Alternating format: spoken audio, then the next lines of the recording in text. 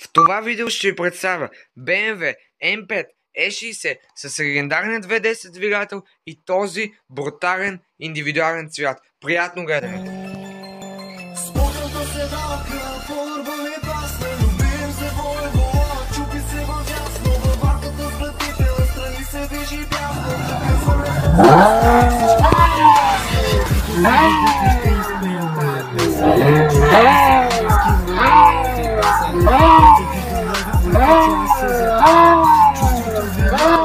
Както вече споменах, в това видео ще ви представим наистина един изключително уникален автомобил, а именно BMW M5 E60 с изключително легендарният V10 двигател.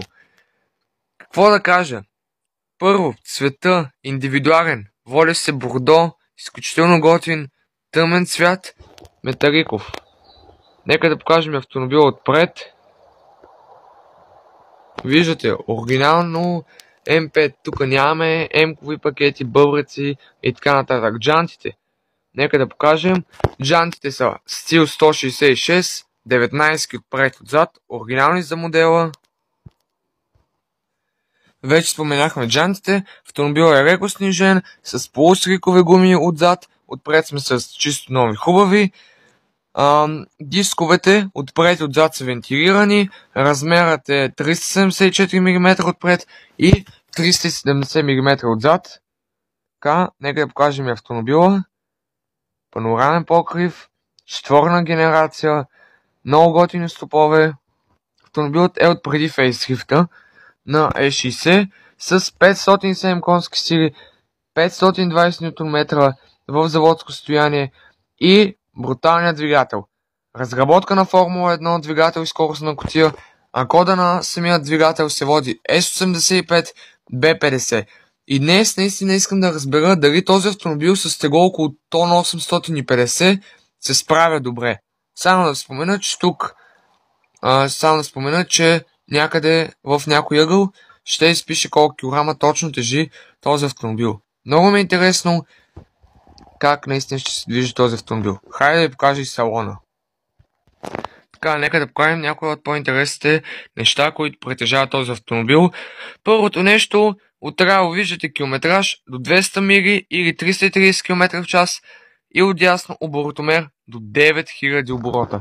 Така, след това готин трилъчев волан, перки за смяна на скоростите, лоста на 7-степенната автоматична кутия, хубав кожен салон, навигация доста готина. Нека да разкажа и малко за скоростната кутия. В предно видео ви бяхме представили BMW M3 E46, като там ви бях споменал, че там бяхме с 6-степенна ръчна скоростна кутия, която се водеше SMG, и споменах, че M3 E92 и M5 E60 отсред вече са с 7-степенна SMG. Както сме и тук, води се роботизиран автомат, доста бърз, наистина за 2005-2010 година, когато този автомобил излиза. Кутията е доста бърза, 7-степенно SMG, и при фейслифта 2007-2010 година се появява M5 E60 с ръчна скоростна кутия и 500 конски сили, където се произвежда само за САЩ, и там сме с ръчна скоростна кутия с 6 предавки. Но не смятам, че вие сте дошли да гледате това видео, за да слушате някакви неща. Скоростна кутия, екстри, волани, салони. Просто вие сте дошли да видите наистина какво представлява BMW M5 E60. Така, сега ще направим един cold start. Изключваме въгните, ръчната, пускаме на неутрална предавка и парим.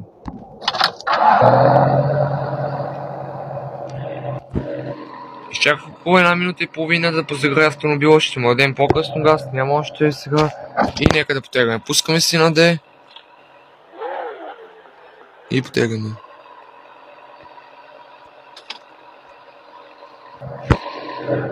Преди малко споменах, че този автомобил е 507 конски сили, но в заводско състояние. Тук има някои доработки, за които ще ви разкажа след малко.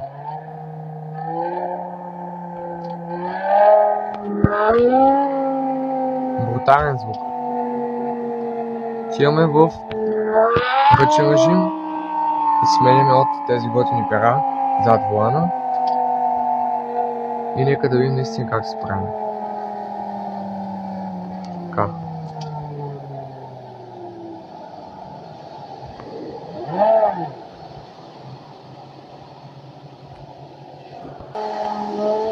Така. Наистина, първо впечатление от автомобила много ми харесва.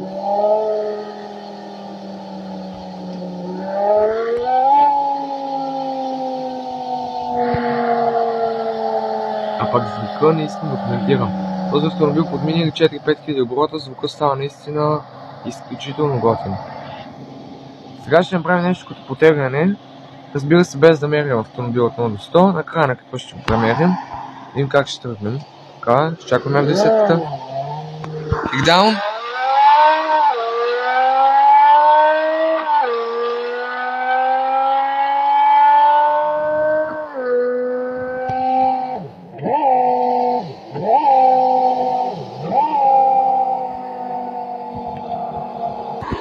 Искам да забележите колко е готин този цвят на светло. Наистина това бордо, тъмно металиково бордо на светло е много готин. И както вече споменах, този автомобил не е стоков. Както споменах, той е 507 конски сили и 520 Нм в заводско състояние. Нека да го обиколим сега, да ви го покажа как е отвън. Вече ви разказах за двигателя, за скоростта кутия, показах ви го отвън и нека да разкажем какви подобрения има правени по този автомобил. Така, тук имаме софтуер, Stage 1 се води на двигател, софтуер на скоростната кутия, имаме интейк и спортни филтри към него, все пак това е V10 двигател и може да побере два спортни филтъра и този автомобил има замерени на дино 520 конски сили и 560 Нм, което за атмосферен двигател на вече близо 20 години смятам, че е доста добре. Но в това видео искам да разбера как се усеща този автомобил по завоите и наистина дали ще ми хареса. Така, хайде да направим така наречения саундчек на този автомобил, да чуем наистина как звучи. Пускам си на неутрална предавка и сега ще подам няколко пъти газ. Слушайте.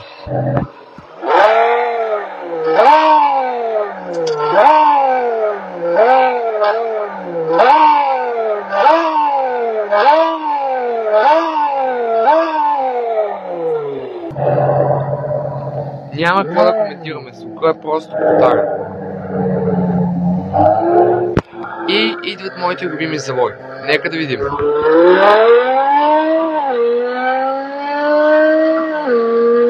Тунел, кикдаун.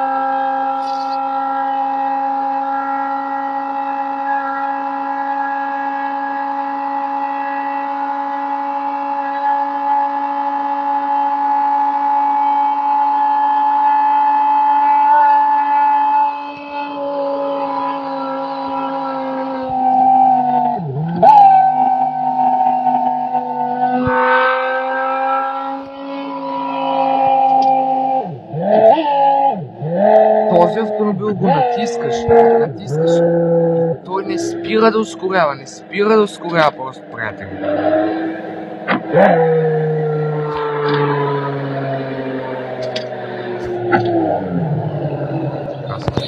Ами вече минахме моята любима част от тези пилови шофиране, а именно завоите с този звяр, но наистина звяр и хулиган на пътя.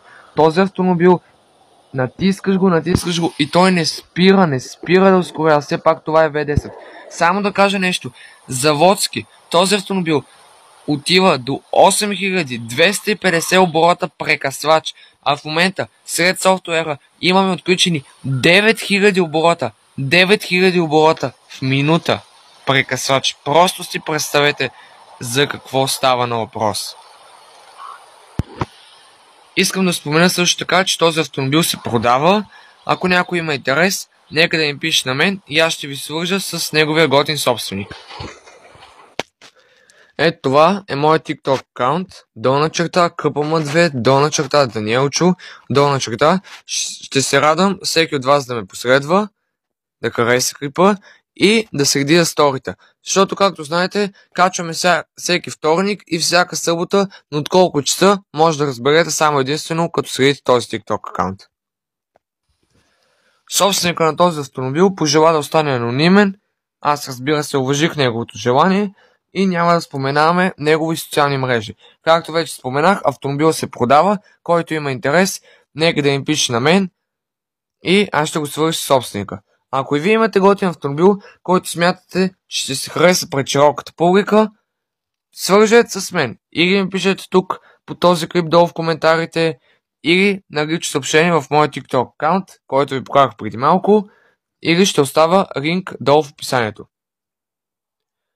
Ако съдържанието, което правя, ви харесва, абонирайте се за канала, като не забравяйте да цъкнете камбанката, да си пуснете всички известия и ако точно това видео, което в момента гледате, ви харесва, ударете му един мощен лайк. И просто няма как. Отново ще даваме газ този автомобил. Той вече позагря доста. Нека да го видим как звучи вече след като е позагрял и нека видим един колтфар. Така.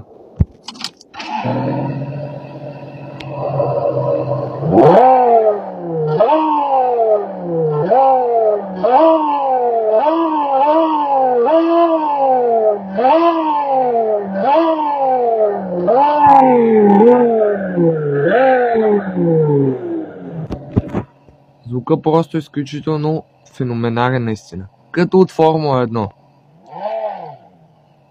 И сега на къде отиваме? Ами отиваме към правата, на която във всяко видео мерим от 0 до 100 км в час.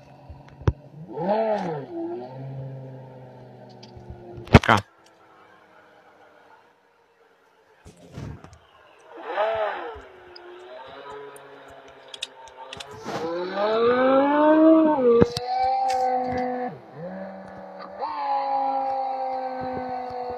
Завиваме наляво и спираме ето тук. Но не искам да буксуваме толкова много и ще се преместим малко повече. И сега ще покажа как се активира така нареченият Launch Control на BMW M5E60. Само да спомена, че този автомобил има заводски Launch Control, който е отключен на 5500 оборота. Сред софтуера той не е променен. Каза целта да задържаме спирачката, газ, държим здрава волана и си стрелваме право напред. Тук нямаме новите 4x4 BMW X-Drive системи, но ще видим какво ще буксуването. Така.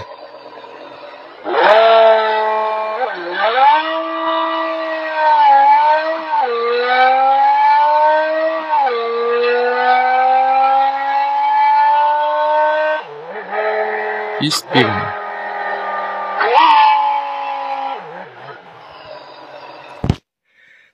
Така, ето това са и резултатите, които даде това BMW M5E60.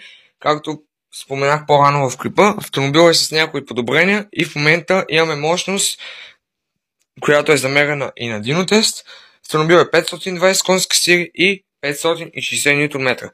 Виждате, 0 до 100 км в час, 5.06 и 0.60 мили 4,78 секунди.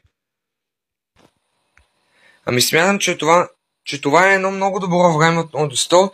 Въпреки че този автомобил за лодско го дават малко по-бърз, но може би, както видяхте, тръгнахме на изключително много буксуване, почти цяла първа въртяхме, което просто автомобил е назадно и под капака имаме V10. Аз бях Дани, надявам се да ви е харесал.